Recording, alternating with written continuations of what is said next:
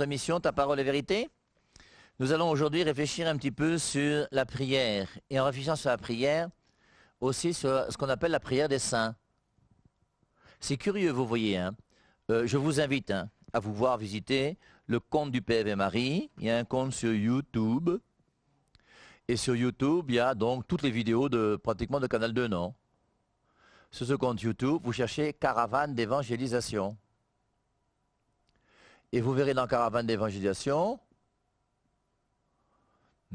les différentes vidéos qui sont là-bas.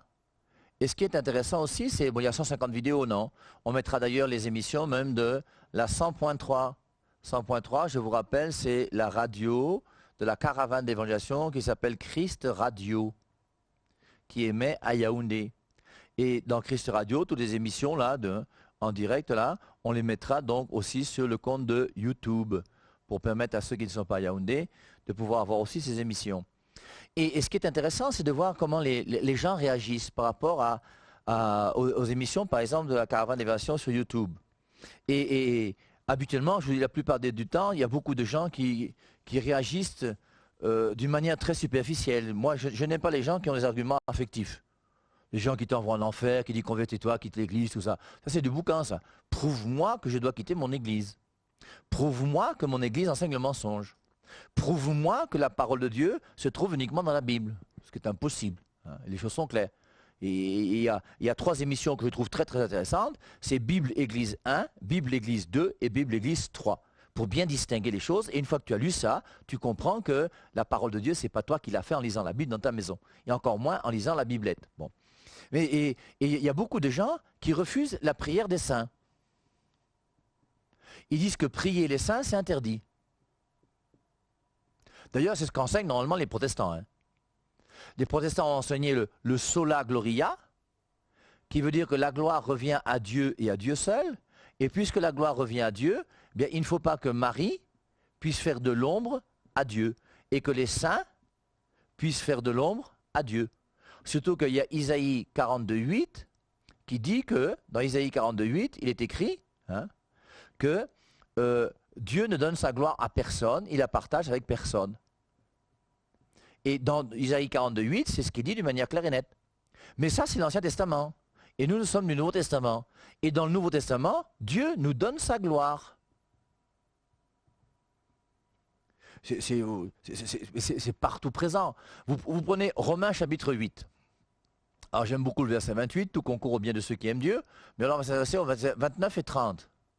Ceux qu'il a connus d'avance, il les a glorifiés. Ceux qu'il a connus d'avance, il les a prédestinés à devenir semblables à son Fils.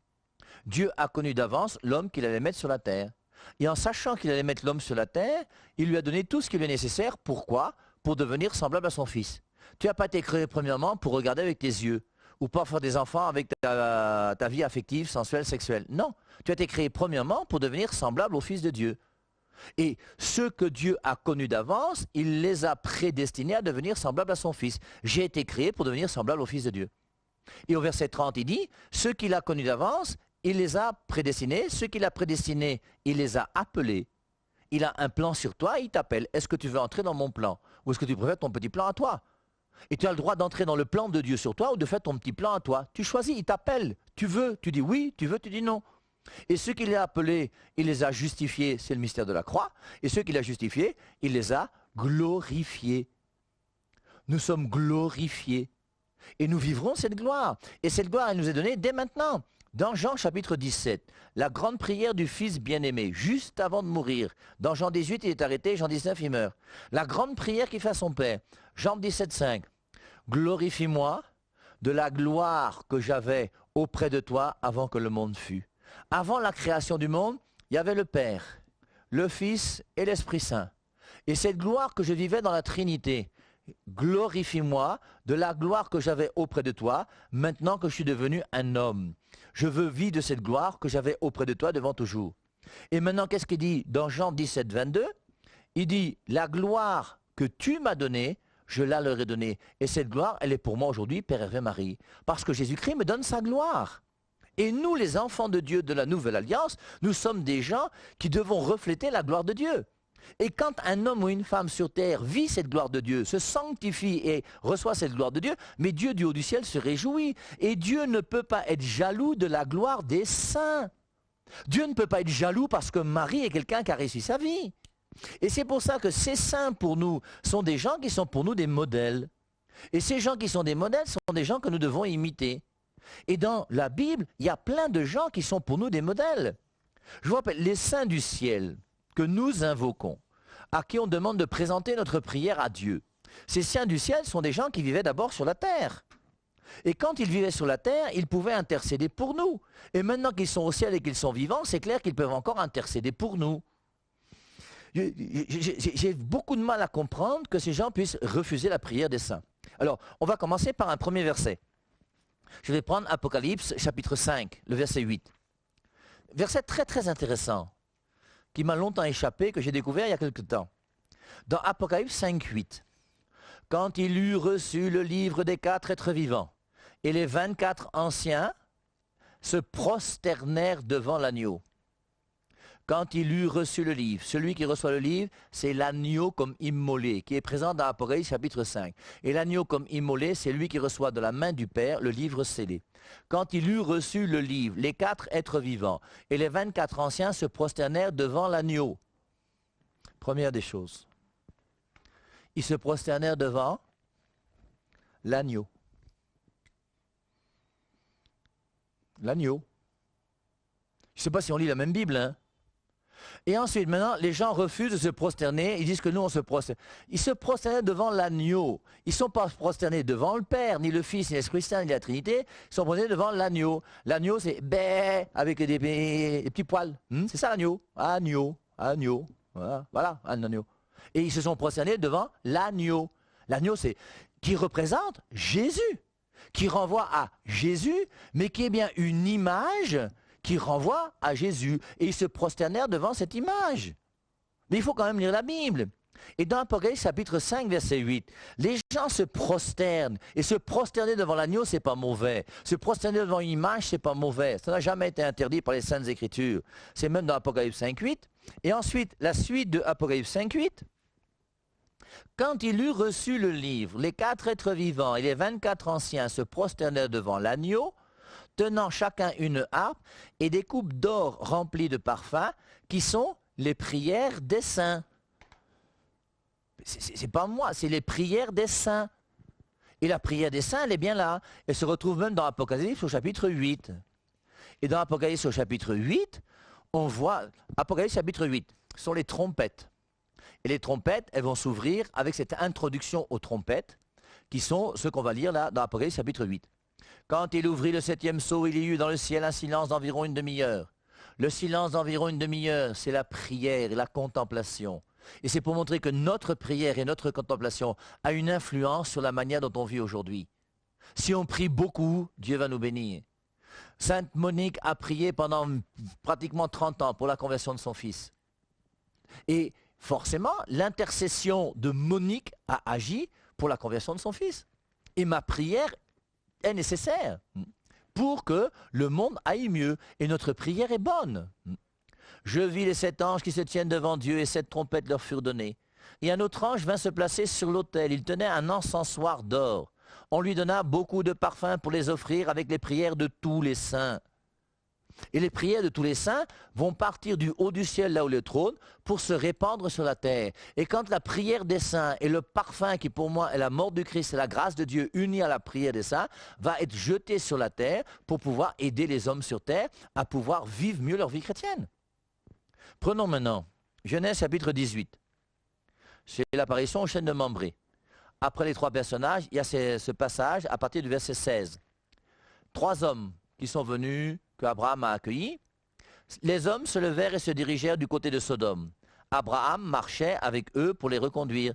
Yahvé dit alors, je ne peux pas cacher à Abraham ce que je vais faire. Ces 3 hommes qui sont venus lui rendre visite, c'est en même temps Yahvé. 1, 3. La Trinité qu'on retrouve. Yahvé dit alors, je ne peux pas cacher à Abraham ce que je vais faire. Abraham, en effet, va devenir une nation grande et puissante. C'est en lui que seront bénies toutes les nations de la terre.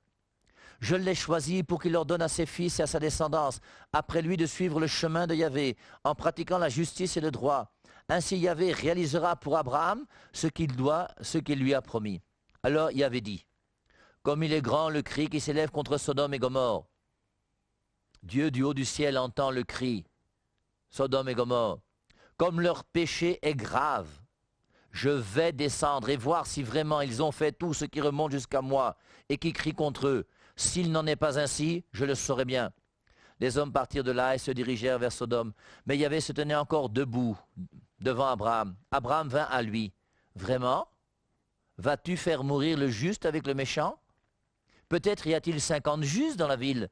Vas-tu détruire et ne pas pardonner à la ville à cause des 50 justes? Quelle audace d'Abraham! Abraham ne connaît pas Sodome et Gomorrhe, hein? Il n'a pas des amis là-bas. Et donc dans Sodome et Gomorrhe, il y a Lot, hein? Mais c'est pas sa ville. Et qu'est-ce qu'il va faire? Il va intercéder simplement. Et c'est Abraham lui-même qui prie Dieu pour que dans sa prière, il puisse intercéder pour Sodome et Gomorrhe. Et il va dire, vas-tu faire mourir le juste avec le méchant? Peut-être y aura-t-il 50 justes dans la ville. Vas-tu détruire et ne pas pardonner à la ville à cause des 50 justes? Tu ne peux pas agir de cette façon. Faire mourir le juste avec le méchant, traiter le juste comme le méchant, non, tu ne peux pas. Est-ce que celui qui juge toute la terre ne pratiquerait plus la justice? Quelle audace d'Abraham! Et c'est l'audace que nous devons avoir, hein, notre relation amoureuse avec Dieu, d'une manière simple et vraie. Jésus dit, si je trouve 50 justes parmi les habitants de Sodome, je pardonnerai à toute la ville à cause d'eux. Abraham reprit, quelle audace ai-je eu de parler à mon Seigneur, moi qui ne suis que poussière et cendre? Peut-être manquera-t-il 5 justes pour en avoir 50. S'il en manquait 5, détruirais-tu toute la ville? Yahvé répondit, je ne détruirai pas la ville si je trouve 45 justes. Abraham reprit, peut-être n'y aura-t-il que 40. Yahvé répondit, je ne détruirai pas s'il y en a 40. Abraham insista, que mon Seigneur ne se mette pas en colère si je parle encore. Peut-être ne s'en trouvera-t-il que 30. Yahvé répondit, je ne détruirai pas si j'y trouve les 30. Abraham répondit, quelle audace ai-je encore de parler à mon Seigneur? Peut-être n'y en aura-t-il que 20. Yahvé répondit, pour 20 je ne détruirai pas. Abraham dit, que mon Seigneur ne se mette pas en colère. Je ne parlerai plus qu'une seule fois. Peut-être n'y aura-t-il que 10 justes. Yahvé répondit, rien que pour ces 10 je ne détruirai pas.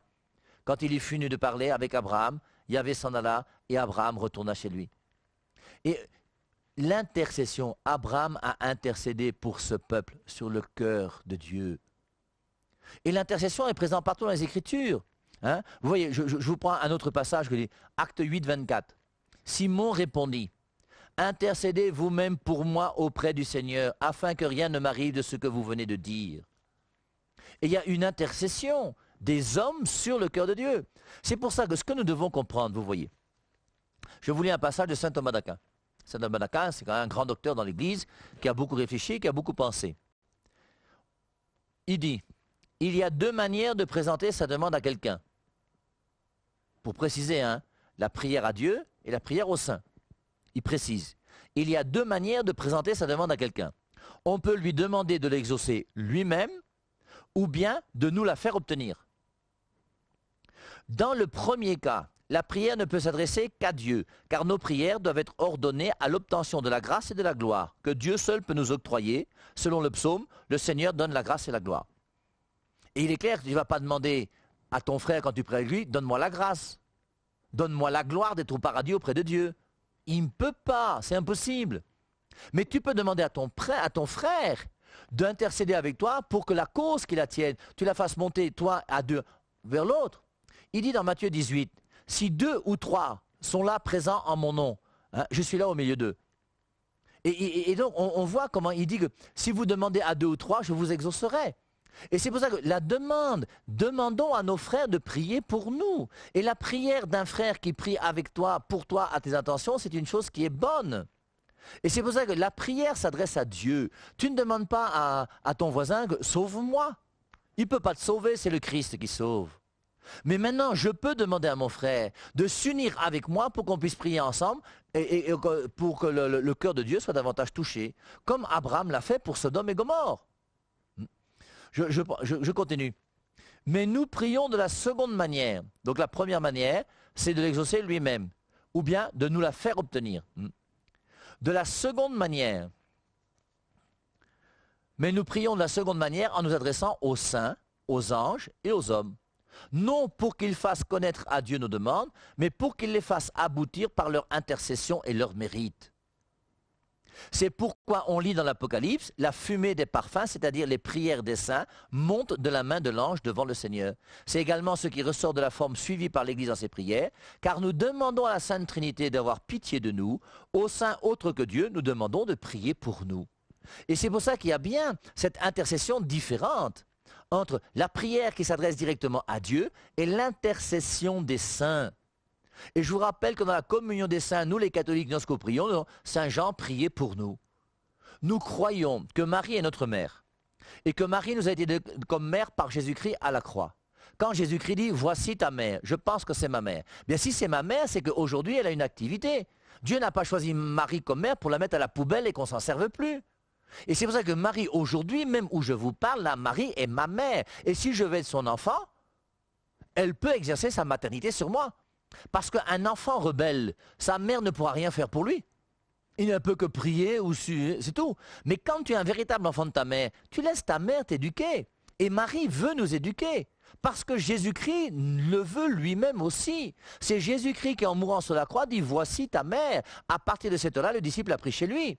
Et je vous rappelle que pour nous les chrétiens, les morts ne sont pas morts. Mais c'est quand même aberrant de voir des gens qui vous disent que les morts sont morts. Mais il faut aller à l'école. Il faut aller à l'école. La nouvelle naissance. Première naissance, je suis né le 28 août 1961.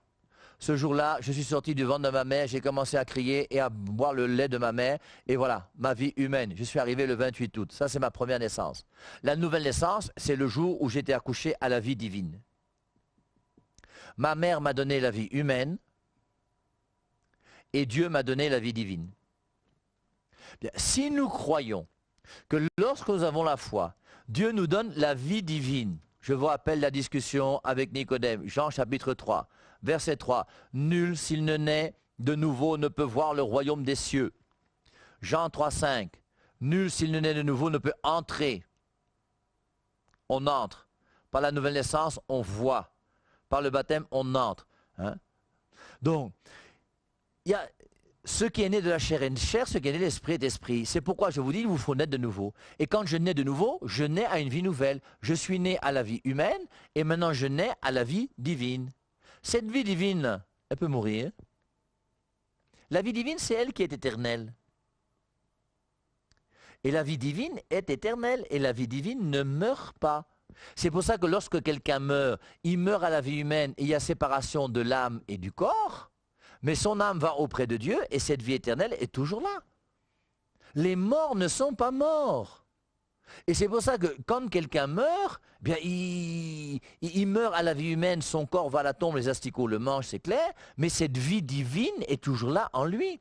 Et c'est pour ça que Hébreux 9, 27, il est réservé à l'homme de mourir une seule fois, après quoi vient le jugement. Après quoi tu ne vas pas dormir, après quoi tu es jugé. Et quand tu es jugé, tu as l'enfer. Et puis le paradis. Avec chez nous le purgatoire, juste avant, pour... Voilà. Et Luc 23, 43, j'ai prié pour toi. Non, c'est pardon. Luc 23, 43, c'est Jésus-Christ qui dit au bon larron, en vérité, je te le dis. Il lui dit, aujourd'hui, tu seras avec moi au paradis. Et le bon larron s'est retrouvé avec Jésus-Christ le jour même au paradis. Et c'est pour ça qu'une fois que je meurs, une fois qu'il est au paradis auprès de Dieu, mais il vit. Et maintenant qu'il vit, il peut intercéder pour moi sans problème. Et c'est pour ça qu'il y a la prière des saints qui intercède pour nous. Et donc, on peut reprendre, vous voyez. Moi, il y a un autre passage que j'aime beaucoup aussi, c'est dans le livre de Job. Le dernier chapitre de Job, c'est le chapitre 42. Et dans le chapitre 42 de Job, il y a une intercession de Job qui est très belle et qui a été voulue par Dieu. Hein. Et cette intercession-là, après avoir ainsi parlé à Job, le Seigneur dit à Eliphaz de Théman. Eliphaz de Théman, c'est un des 3 personnages qui a discuté avec Job sur sa maladie, qui a donné des raisons bizarres, tout ça. Et Dieu parle à Job. Je suis très en colère contre toi et tes 2 amis. Après avoir ainsi parlé à Job, le Seigneur dit à Eliphaz de Théman. Je suis très en colère contre toi et tes 2 amis. Les 3 personnes qui discutaient avec Job. Car vous n'avez pas parlé correctement de moi, comme l'a fait mon serviteur Job. Et maintenant, prenez avec vous 7 taureaux et 7 béliers, et allez trouver mon serviteur Job. Vous offrirez ces animaux en sacrifice d'expiation, et mon serviteur Job priera pour vous. C'est bien Job qui intercède pour ses amis. C'est par égard pour lui que je ne vous traite pas avec sévérité parce que vous n'avez pas parlé correctement de moi comme l'a fait mon serviteur Job. Eliphaz de Théman, Bilba de Choua et Sophar de Namaha s'en allèrent donc et firent ce que Yahvé leur avait ordonné. Et Yahvé accueillit favorablement la prière de Job. Tandis que Job intercédait pour ses amis, Yahvé retourna sa situation. Vous avez Moïse qui va intercéder pour sa sœur. Sa sœur Myriam va être frappée d'une lèpre et Dieu va frapper Myriam de la lèpre parce qu'elle a mal parlé de Moïse à cause d'une des femmes qu'il a pris là, qui était égyptienne. Et donc, elle va être frappée et c'est Moïse lui-même qui va intercéder maintenant auprès de Dieu pour qu'elle soit guérie. Mais mon frère, si tu connais quelqu'un qui peut intercéder pour toi et permettre que tu sois guéri, tu ne vas pas le faire, pourquoi? Prenons, si vous voulez, 2e livre des rois. 2e livre des rois, je crois que c'est le chapitre 12, où il y a cette hausse de Élisée. Et cette hausse de Élisée là, 2e livre des rois, chapitre 13. Je vous lis le petit passage, très joli, hein. Élisée mourut, et on l'enterra.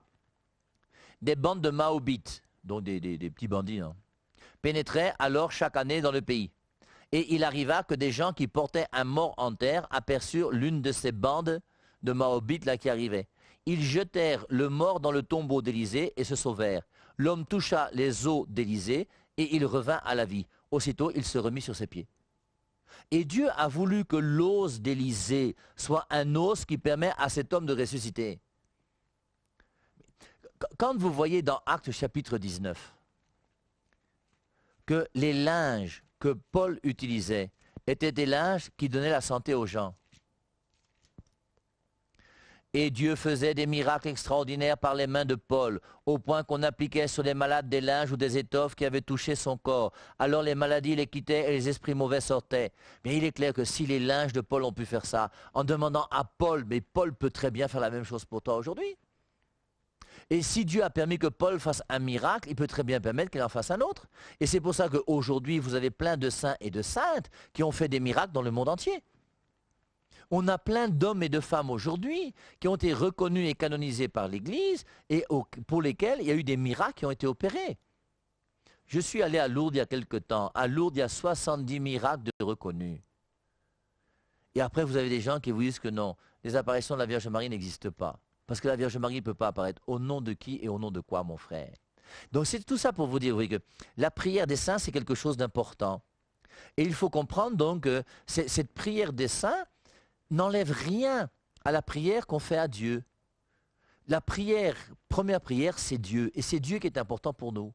Et maintenant que nous avons des saints parmi nous, ces saints sont des gens qui nous aident à pouvoir aimer Dieu davantage. Je vous reprécise cette distinction que nous avons faite plusieurs fois et qu'il faut qu'il soit clair dans notre tête, c'est que pour nous les catholiques aujourd'hui, il y a un culte qu'on appelle le culte d'adoration qui est réservé à Dieu et à Dieu seul et qui parle le culte de latrie. Latrie, c'est l'adoration. Idolâtrie, c'est l'adoration des images. Et l'idolâtrie est mauvaise. Et la latrie, c'est le culte qui est réservé à Dieu et à Dieu seul. Et maintenant que Dieu, lui, nous l'aimons, il a voulu qu'il y ait des serviteurs de Dieu qui soient pour nous des modèles. Et tous ces serviteurs de Dieu, comme Marie. Et Marie, dans Jean chapitre 2, a intercédé. Ils n'ont plus de vin. Et Jésus-Christ va faire un miracle grâce à Marie.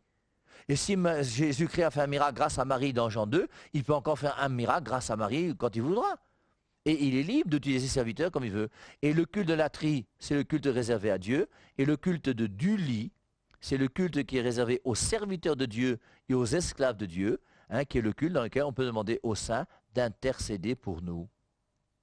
Et c'est pour ça que la prière des saints n'a jamais été un péché. Et tu as le droit d'avoir l'image d'un saint ou d'une sainte dans ta maison ou dans ta chambre et de pouvoir demander à ce saint ou à cette sainte d'intercéder pour toi. C'est clair, il n'y a pas de problème. Donc, que nous puissions comprendre ce que l'Église nous enseigne, que nous comprenions que la prière s'adresse à Dieu et qu'on peut demander aux saints d'intercéder pour nous, comme je vous demande à vous tous de pouvoir prier pour moi. Bon dimanche à tous et à dimanche prochain.